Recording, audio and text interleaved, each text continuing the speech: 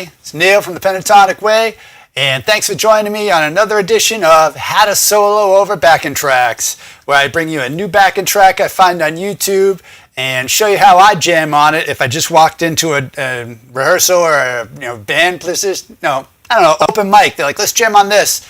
Here are the chords. I'll be like, all right, let's do it, and I'll try to keep up. So I want to mention first off that in the description you can find the links to all the lessons and the demonstrations in the video if you want to skip ahead. And before we get into it, we got a cool jam track called Crazy Funky Blues backing track, which I thought was pretty cool. But before we get into that, I just want to invite you to like, comment, subscribe, share. If you subscribe, hit the little bell button so you can know when I'm live. You can come on here and chit chat with me. I love that. Gets me all excited, maybe too excited, some may say. I don't know. Or head on over to Patreon. I have some cool stuff over there, all for the price of a cup of coffee per month. You can get cheat sheets for all of these How to Solo Over lessons. Any one of our lessons from the woodshed, you get in the cool video player and whatever. We can slow it down and loop it, and the tabs are aligned with it. A lot of cool stuff over there. So check out Patreon/Pentatonic Way. Or if you want to get even more into the pentatonic scale, you can check out the pentatonicway.com. We have courses over there. We got books. We got posters that I just made, which are super awesome. If you guys ever, wanted a musical poster, we got 5 of them. 5 for pentatonics. But nah, it's really cool. I would do a lot of hard work over there. So if you want to look at the guitar in a different way, that's how I look at it. So head on over there and check it out. Pentatonicway.com. Excuse me. So yeah, we got a cool track today. Excuse me. It's from Sebastian Zunio, and it's called Crazy Funky Blues, backing track in E minor. So I'm going to jam on this for a second, and then I'm going to show you what scales I use. Pretty cool. Minor and dominant pentatonics. All right.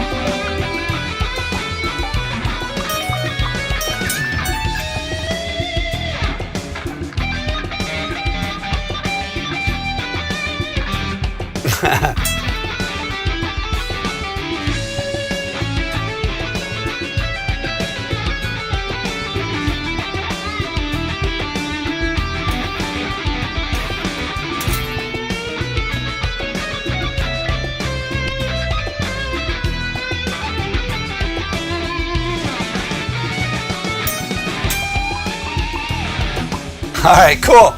I love that. Envelope filter, sweet. Can't get funkier than that. All right, cool. So let's take a look at some of the scales that we're using here. Hopefully I don't hit the wrong button.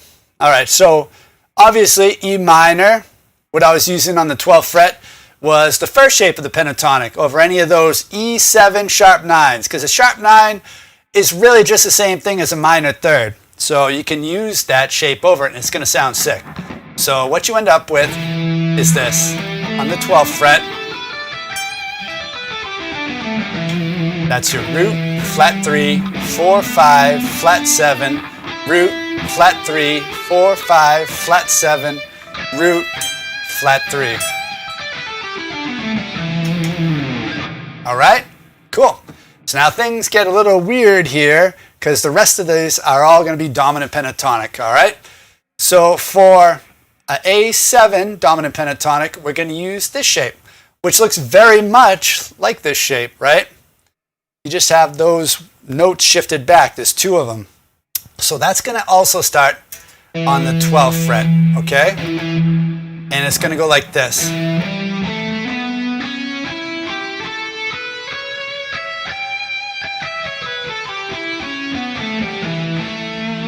And that's your root of it. It's the 12th fret, the A string. All right, so you end up with the 5th, flat 7 root, 2nd, 3rd, 5th, flat 7 root, 2nd, 3rd, 5th, flat 7. All right, cool. Now, then he goes back to the E7, sharp 9, so we can use that shape. Now, this is where it gets very interesting, and this is why I picked this one today. I was like, this is cool. For the turnaround, he goes B7, right? So you get like a, and then he goes C7, which is really cool sound, and then back to the E7 sharp 9, and then to the B7, and they're 13s. But what we're going to use over those is going to be this shape. Nope, that shape. All right, pretty cool. And it's almost like the 4th shape of the pentatonic scale if you look at it, right? Just those two shapes move. So when you're thinking about it, don't overcomplicate it. Be like, oh, I already kind of know this shape. So, all right, that's going to start actually on the 11th fret though. And it's going to go like this. All right, and what you end up there's your root. So you're going to have, what is that? That's your 3rd, 5th, flat 7, root, 2nd, 3rd, 5th, flat 7, root, 2nd, 3rd, and 5th. All right, now for the C7, we're just going to take that and move it up to the 12th fret. Right? So you can have some really cool licks where you kind of take a motif. Wait.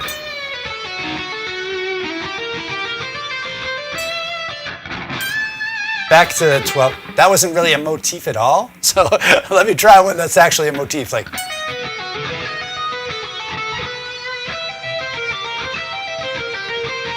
Right?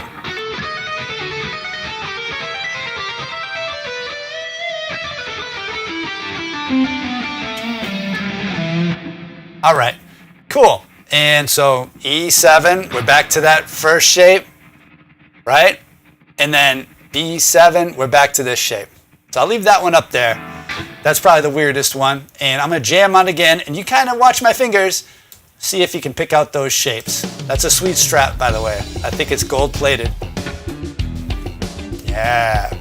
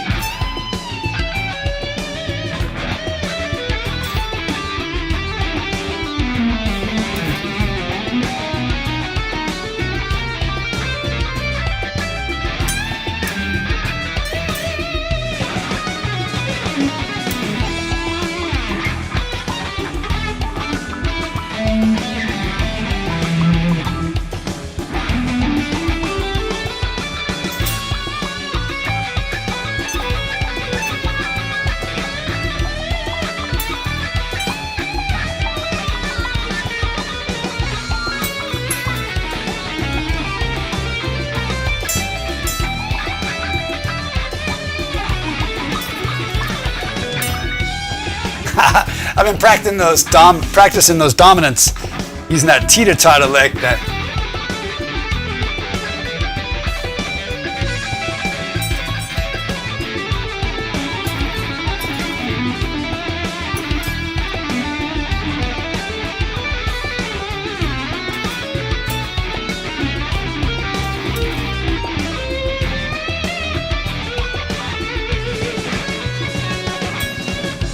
Something like that.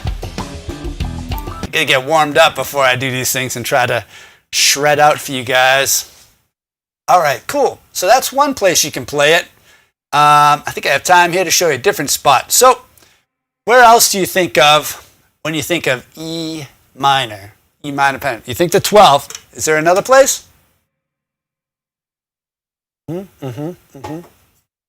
That's right, the 7th fret. All right, so let's check that out. That's because the E is here on that A string on the 7th fret. So maybe that just pops into your head as a place you can play. And in this case, you would use the 4th shape of the pentatonic right there. And that's going to start on 7. You can have the 5, flat 7, root, flat 3, 4, 5, flat 7, root, flat 3, 4, 5, flat 7.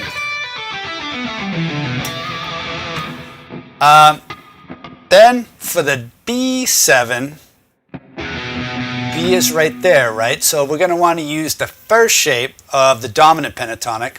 That's going to look like this. It's going to start there, and it's going to be root 2nd, major 3rd, 5th, flat 7, root 2nd, major 3rd, 5th, flat 7, root 3rd. Excuse me. All right? Cool. I totally skipped the A7. All right.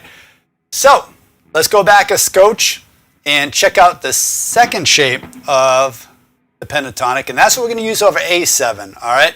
That's going to start on the 7th fret, and for that you're going to get the 2, the 3, 5, flat 7, root 2, 3, 5, flat 7, root 2, 3.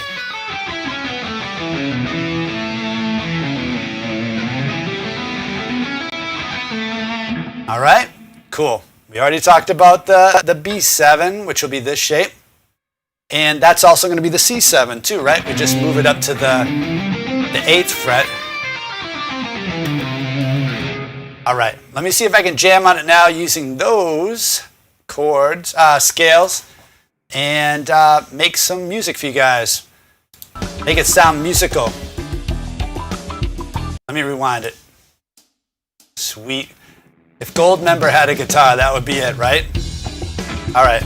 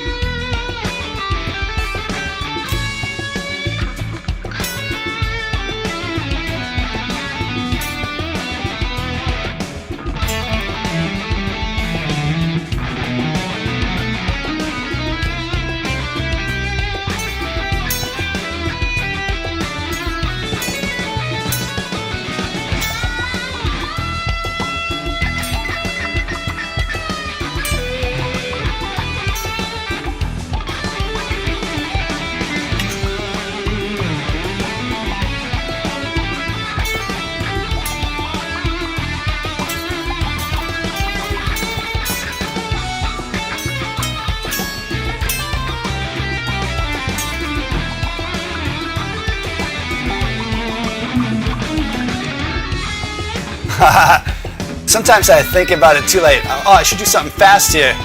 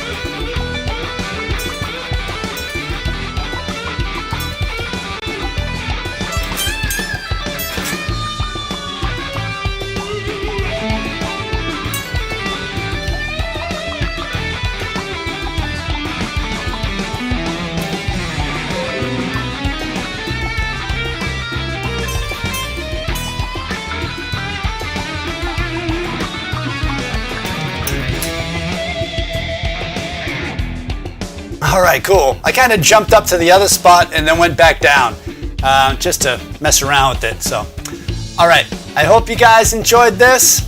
I'm gonna have to sign out for the day. My lunchtime is almost over, and I got things I gotta do, and I'm sure you do too. But I hope you get a chance to pick up your guitar today and jam, because I know you'll be happy if you do. All right, have fun in your journey. I'll see you tomorrow, guys. Bye-bye.